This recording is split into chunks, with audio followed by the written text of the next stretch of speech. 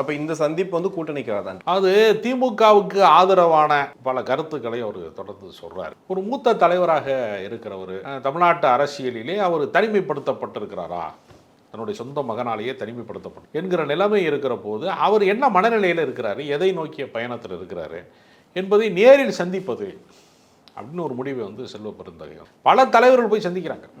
உதாரணத்திற்கு பண்ருட்டி வேல்முருகன் சட்டமன்ற உறுப்பினராக அவருடைய சொந்த அண்ணன் திருமால் வளவன் என்று சொல்லக்கூடியவர் அவரை வந்து சந்தித்தார். பண்ருட்டி வேல்முருகனை வந்து எதுக்கு பாமக விட்டு தூக்கி அடித்தாங்க அப்படின்னா, அன்புமணி தலைவராக வருவதற்கு அவர் ஒரு போட்டியாளராக வந்து விடக்கூடாது, ஒரு ஆளுமை மிக்கவராக இருக்கிறாரு, பேச்சாற்றல் மிக்கவராக இருக்கார், செயல்பாட்டாளராக இருக்கிறாரு, களப்பணி செய்யக்கூடியவராக இருக்கார், இப்போ இவர் ஒரு இணையான தலைவரை இப்போ தலைமை பண்போடு உருவாகிறாரு. அப்போ அன்புமணிக்கு வந்து அந்த தலைமை பண்பு இல்லைனாலும் இவர் தலைவராக வந்துடக்கூடாது என்பதற்காக தான் பண்ருட்டி வேல்முருகனை கடந்த காலத்திலே திருப்பி அனுப்பினார்கள். அந்த கட்சியை விட்டு அவர் கட்சிக்கு துரோகம் செய்து விட்டார், அதை பண்ணிட்டார், இதை பண்ணிட்டார் என்று பொய்யான குற்றச்சாட்டுக்களை எல்லாம் உருவாக்குனாங்க.